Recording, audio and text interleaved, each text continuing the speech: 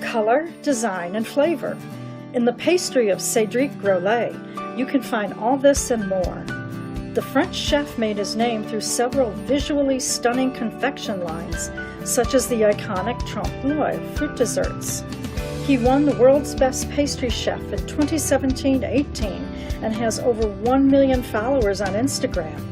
During his global teaching tour, he sits down with China Daily website in Beijing to talk about his experience in China and pastry making. J'ai choisi cette profession car depuis tout petit, je suis toujours dans les cuisines. Avec mon grand-père, avec mon oncle, avec mon grand-oncle, on est tous dans la cuisine et pâtisserie. Et j'ai choisi la pâtisserie parce que je trouve que par rapport à la cuisine, on a des choses qui sont extrêmement colorées, extrêmement physiques, que la cuisine, on a tendance à manger parce qu'on a faim, et la pâtisserie, c'est plus le côté luxe. Alors, pour être un bon pâtissier, je pense que la première chose est très importante, c'est d'être curieux, d'avoir la possibilité de s'intéresser à tout et de regarder tout ce qui se passe. Ensuite, ce qui est très important, c'est d'être patient. La pâtisserie, c'est des nombres d'années pour arriver à être un bon pâtissier et toujours se dire, ce qui est important, c'est de se dire que je ne sais pas. Si on dit toujours je sais, on n'apprend plus.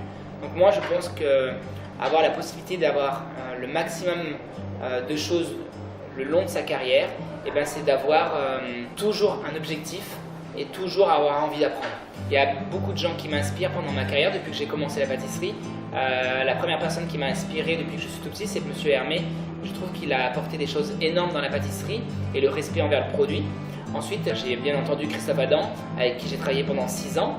Et ensuite, Christophe Michelak, je trouve, qui a modernisé cette pâtisserie, qui a donné le côté très jeune de la pâtisserie française. Les sentiments que je veux donner aux clients, la première chose, c'est la joie, le sourire et de créer un souvenir avec mes pâtisseries. À chaque fois que je vais en salle et que je découvre un client qui me voit et qui me dit c'était incroyable, ils se lèvent, ils me prennent dans leurs bras, et ben c'est ça que je veux donner, c'est du plaisir aux clients et de créer un souvenir quand ils étaient petits, d'avoir la possibilité d'avoir quelque chose à se dire, je suis venu manger au Meurice et j'ai mangé cette pâtisserie-là et je m'en rappellerai à toute ma vie. C'est ça que je veux créer. Toutes les idées par rapport aux fruits, il n'y a pas une idée fixe. En fait, c'est par rapport surtout à mon éducation. Mes parents, quand j'étais plus petit, quand je partais dans la nature ou quand je partais à l'école, ils me donnaient souvent des fruits. Et petit à petit, je me suis dit, quand je suis devenu pâtissier, je me suis dit ça serait intéressant d'avoir la possibilité de faire un dessert en forme de fruits et de suivre les collections et les saisons. Donc en fait, ces saisons, j'en ai fait des collections. Et au lieu de prendre les fruits et de les mixer, de faire des gâteaux carrés ou triangles, eh ben, j'ai tout simplement sculpté des fruits. Ce qui permet d'avoir physiquement la saison et sur le goût la saison. D'avoir les 2 titres de meilleur pâtissier du monde, pour moi, c'est vraiment quelque chose qui me stresse énormément. Parce que d'être meilleur pâtissier du monde 2017, meilleur pâtissier du monde 2018, les clients, ils le savent. Et quand ils viennent ici, ils pensent que les pâtisseries, ils se disent les pâtisseries, c'est les meilleures pâtisseries du monde. Donc ici, il n'y a pas meilleur ailleurs. Donc ça nous met un stress à toute l'équipe et à moi d'avoir la possibilité d'avoir toujours des desserts réguliers et très bons. Donc c'est toujours en fait c'est un levier qui permet de se dire on va faire encore mieux demain et après-demain et demain et encore meilleur. C'est pas parce que j'ai eu ces titres-là que c'est fini. C'est justement le contraire. C'est j'ai eu ces titres-là, aujourd'hui je commence. La réputation il n'y a même pas de réputation, c'est les clients qui vont faire ça. C'est les clients qui vont faire petit à petit si les gâteaux, ils les valident ou pas. Donc la réputation se fait petit à petit.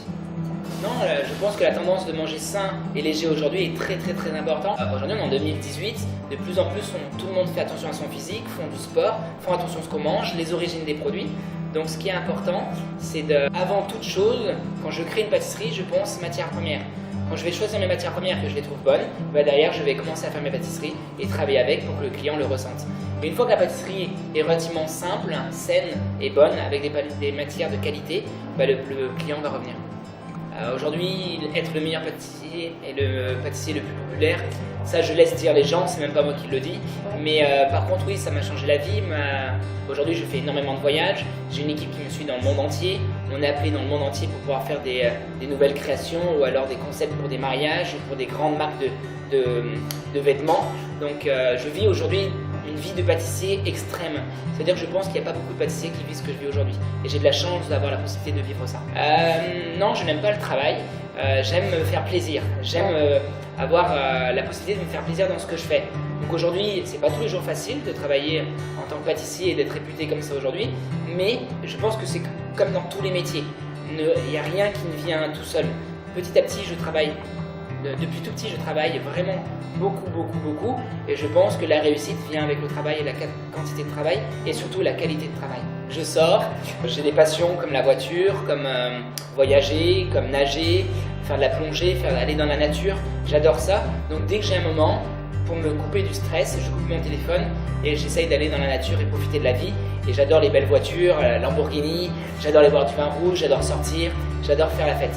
Voilà. Ce que je pense de la Chine et ce que je pense de ma masterclass en Chine, c'est qu'il y a énormément de travail à faire aujourd'hui.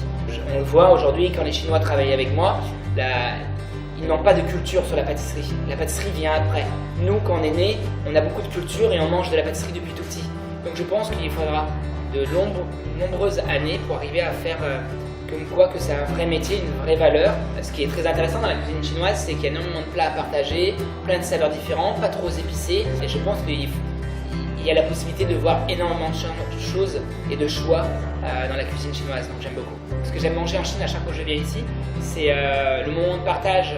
Donc on se trouve tous autour d'une table, il y a plein d'éléments qui arrivent différents et on met dans la fondue chinoise. Donc j'aime énormément partager ça. Ça me permet de goûter des saveurs différentes, des cuissons différentes et plein de matières différentes. Je n'ai pas encore découvert complètement la culture chinoise, mais je pense qu'il y a des choses très intéressantes par rapport au respect envers les autres. Comme comment vous écoutez, comment vous essayez d'apprendre, vous êtes toujours intéressé partout, et ça je trouve ça très intéressant. J'ai visité Shanghai et j'ai visité Pékin et la muraille de Chine. J'aime beaucoup Shanghai. Je trouve que c'est très évolué et que ça va très vite. Et Pékin, j'aime beaucoup aussi, mais il y a beaucoup de monde et j'ai l'impression que c'est beaucoup plus concentré. Je suis arrivé la première fois en Chine à l'âge de 20 ans et c'était mon premier voyage de ma vie. J'avais jamais pris l'avion. Et je suis allé à 20 ans en Chine, à Pékin, et jamais je me suis dit que la Chine serait comme ça. J'imaginais plus petit, et en fait vous êtes tellement nombreux, il y a tellement de monde, c'est incroyable. Je pense qu'il faut énormément de temps pour découvrir toute la Chine.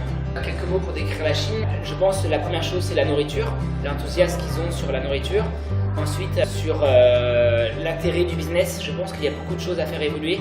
Ils aiment faire grandir les choses, apprendre, faire grandir.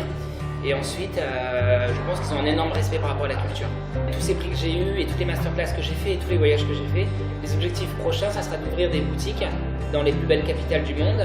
Et ensuite, à la fin de mon parcours, je rêverais d'avoir une école à mon nom pour pouvoir continuer ces masterclass, même si un jour je ne suis plus là, que ça continue à apprendre ma philosophie. Je pense que tout ce que je peux souhaiter aux jeunes aujourd'hui qui veulent être pâtissiers, c'est toujours croire en ses rêves, toujours être patient pour ses rêves et toujours d'avoir des objectifs, dont des rêves, ce qui permet d'aller plus loin. Une vie sans rêve, c'est pas une vie, donc je leur souhaite vraiment tout le courage et tout le bonheur et j'espère qu'ils pourront faire comme moi et voire mieux que moi.